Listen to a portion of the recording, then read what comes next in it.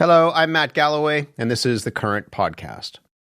We used to explore in this country.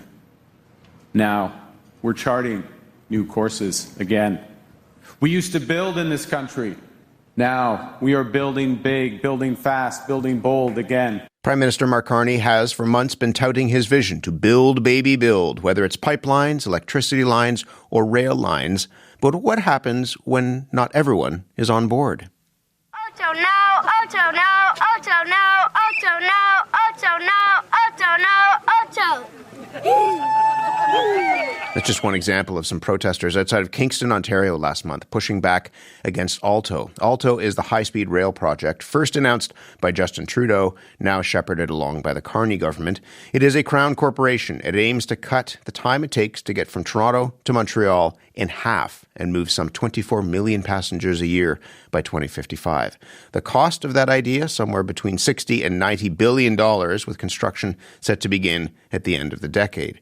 For now, Alto has shared its proposed corridor, a wide area that runs from Toronto through Quebec City, and some rural landowners along that potential route have already received notices from Alto requesting access to survey their land. Shane Kirby is one of those farmers. He's a fifth-generation farmer in East Hawkesbury, Ontario. It's about an hour's drive outside of Ottawa. Shane, good morning.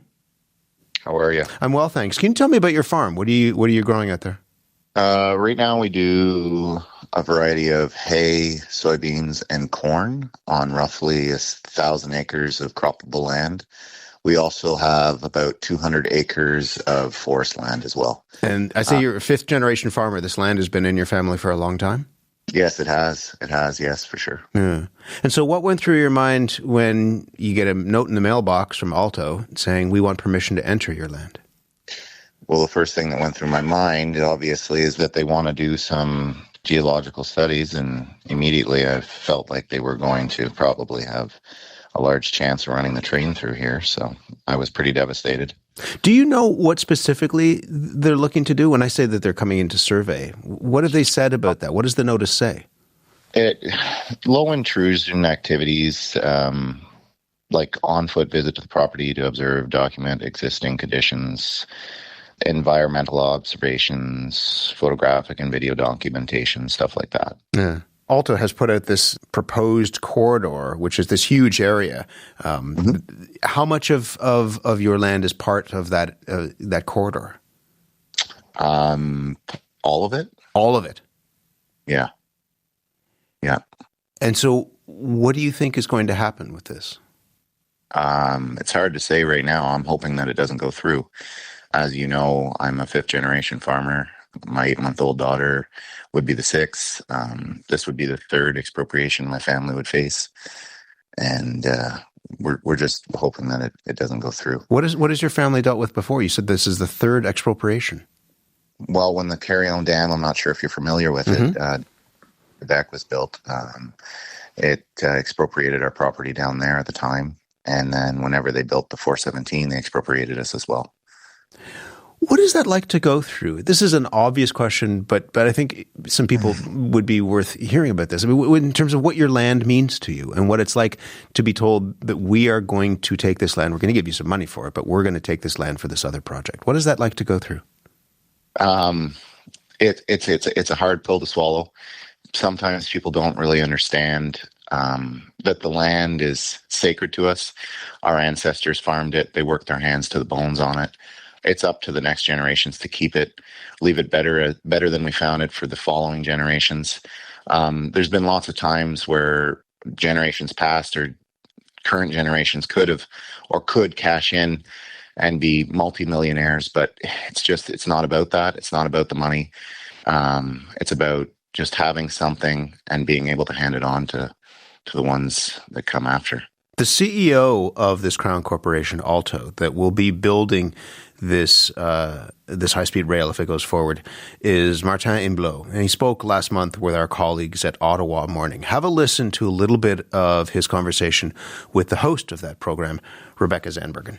And if landowners are not interested in you coming on their property right now, can they say no thanks? They will say no thanks, and we'll see you later on, because at one point in time we'll have to have access to this, otherwise we cannot build it. So I'm not a private project. I'm representing the state. I'm doing this for the public good. So that's why I'm asking the collaboration of everyone, because we need this. It has to be built somewhere. Let's do it as smoothly as possible, but definitely I need the collaboration of the And those population. who want to participate, do they get anything out of it? Of course, there's compensation for the environmental assessment. There's compensation, and What does that look like? Well, I prefer not to throw numbers, but it's an interesting compensation for a few hours or a couple of days of non-invasive intrusion, and for others where we'll need more invasive intrusion, but because we might need to do geotech survey, then the compensation is significantly higher. Shane, there's a couple of things I want to ask you about. One is, if you say no thanks, he says, well, we'll see you later anyway, because we're going to need to get on to your land. What do you make of that? I've actually seen the interview. I listened to it, and we told them no, we don't want them on the property with the permission to enter. My father notified them of that, but like I said, it's just a formality. They're going to come and do whatever they want, anyways. And I don't feel like we have any say. Pretty much like Mr. Martin stated. He says that you're going to be compensated if they have to come onto your land, and if they have to do anything else, dig up or whatever, you'll be higher compensated. What do you make of that? Well, the compensation is $1,500 for 3 years. That's not even a dip in the bottom of the bucket. A lot of the big question is if they come on the land, there's crops planted on the land, who pays for the damages and so on. For the price they're putting in the train, and then they offer $1,500 for 3 years to have access to the property. It's ridiculous. It's not sensible. The last thing I wanted to ask you about, just in terms of his comments, was he says this is in the public good, that we as a nation need this. And there are people who would argue that this project is important for the economic prosperity of the country, and that if it goes forward, to his point, it has to go somewhere. How do you answer that a project like this, people believe, is in the public good? Well, I don't believe it's in the public good. Whenever you create more damage than you do good, that's not progress. Also, mostly every municipality from the Quebec border to Toronto is opposed to this, every rural municipality. I don't see how their voices don't matter.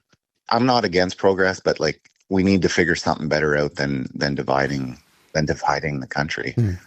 You made an interesting point that a lot of rural communities are opposing this, and yet there's a lot of support for this idea of this high-speed train from folks who live in cities.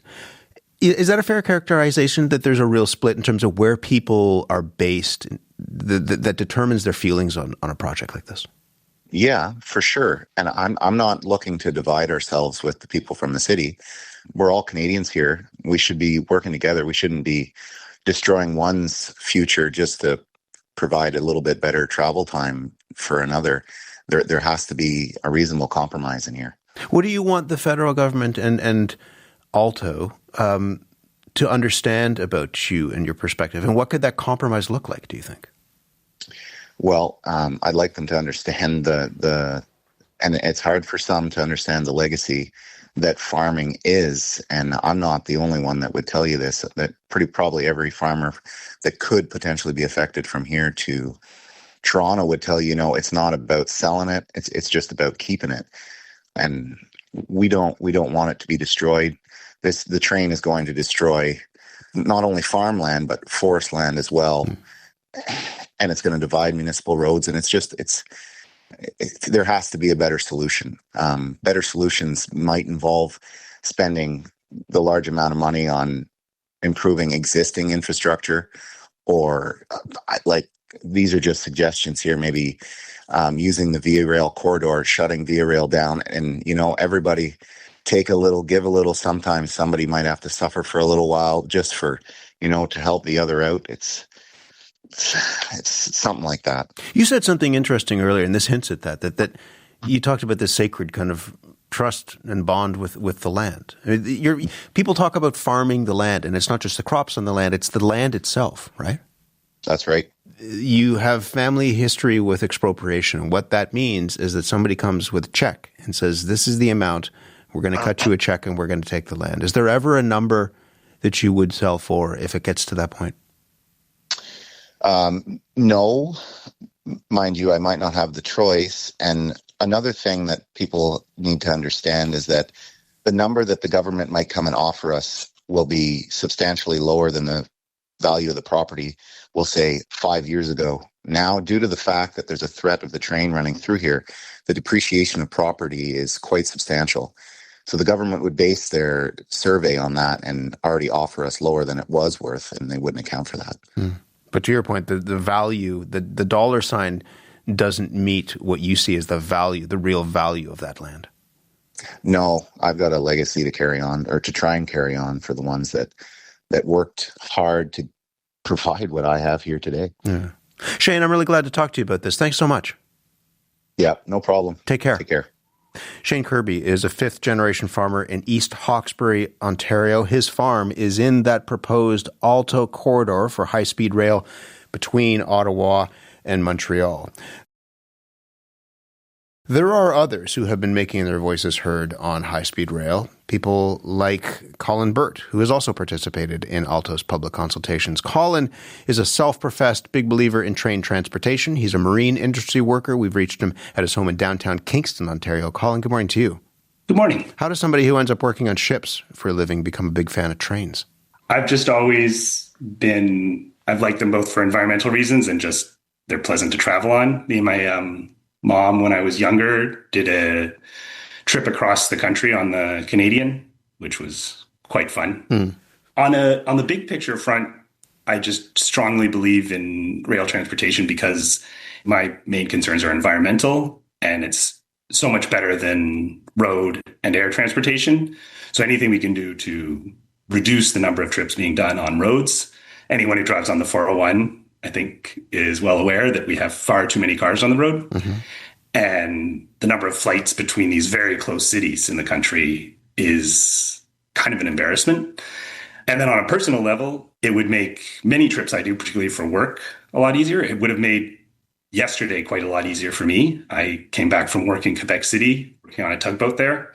There aren't plans at this point for this high-speed rail to actually have a stop in Kingston. So how would you benefit from something like this? Well, anytime I'm going to Quebec City or Trois-Rivières, it is a port that I sometimes pass through, it would still account for half the trip there. This is one of the arguments that people in the communities have made, that why should we, this is what they're saying, why should we give up, for example, some of our land if we're not actually going to have a stop that we can use this train from, that it's just going to be for folks who are traveling from Toronto to Montreal or Montreal to Toronto. Do you understand that concern? I certainly do understand, but the transportation system, every single link isn't used by everybody, and it's part of a larger system. The current Via Rail line doesn't pass through many northern communities, and flights between Toronto and Montreal don't serve anybody, but they're spewing out tons of emissions. Each piece is a part of a bigger picture. What do you make of what you just heard from Shane and other farmers that you will have heard like him, who are worried that their land that they have had for generations is going to be snatched up or carved up by a project like this? I certainly understand the emotions, and the concerns are very valid. And I'm also concerned that this is done correctly. I grew up on the family farm to the northwest of Kingston, and we had the Trans-Canada pipeline across our land in the 50s. I don't know. I never talked to my grandfather about it, so I don't know what the debate was like at that time. But the width of the corridor is approximately the same as this train would be. And if that had been this train instead, it would have fairly minimal effect. So his concern is that the thing that he loves, the thing that he feels, as he said, a sacred kind of connection with that land that has been with him for generations is now going to be out of their hands. So they got this notice essentially saying, we want to come on your land, and if you say no, well, we're going to show up anyway. You're going to get compensated, and we may have to take the land. We'll pay you out, but we may have to take that land. And says that in some ways that it's being done to them, not with them. Yeah, that is a perpetual problem with any of these large projects, whether it be a road or a train line or a pipeline or, numerous other things. It's very difficult to do without the power to take some people's land because you can't twist and turn a lit piece of linear infrastructure. But I certainly understand the emotions. I feel quite attached to my parents' property, and I was trying to think what I would have been feeling back when the pipeline was being put in. And I could imagine feeling a lot of those same feelings at the time. But it's just sort of, it is such a small percentage of any one plot of land, and for such a massive benefit, both societally and environmentally. And you see that benefit? I mean, this what, $60 to $90 billion is the estimate for this project, and the Prime Minister has put up $3.9 billion. You believe that that it's worth that in some ways, that it's a good use of taxpayer money, and that the benefits would outweigh any concerns? I do. Obviously, with any big project, it can be done good and it can be done bad. So I'll be watching it very closely to make sure that they are actually building this thing in a responsible way. But it's that public good question. You see that? Yeah, the public good, I definitely think it is. Rail travel, passenger rail infrastructure is just one of those things that is pretty universally good. It's good for the environment. It increases mobility so much. Our transportation infrastructure is not great in this country. We depend way too much, even in parts of the country which are quite suited to other options. We just depend so much on road transportation and air flights, which are just so inferior in so many ways when we have better options we could be pursuing that we've sort of failed to pursue over the years. Let me ask you just two quick things before I let you go. One is, do you worry, chain this, about a divide between rural and urban Canadians as this debate continues? That there are some people who feel that, again, this project is being done to them for the benefit of others that they won't see, and that is falling down urban and rural lines. Do you worry about that? I do. I feel there's already a sort of cultural divide that is problematic. And watching this debate go on, I've been quite concerned how the opposition side very rapidly went from expressing genuine concerns and opinions about how it should be implemented to simply a blanket opposing it and sort of not engaging with the process rather than and trying to make their case for how they wanted to go ahead and lobby for mitigations, but simply a blanket opposition, which sort of doesn't leave room for debate. Do you think this thing is ever going to be built? If you've done any travel through Europe or Asia or what have you, they have had high-speed rail for a long time. We've been talking about it for a long time, and it has yet to come to pass. Do you think this thing is ever actually going to be built? I mean, I hope so. I certainly, given our track record on infrastructure construction, I am not holding my breath. However, I really hope, I'm optimistic that this one will get going.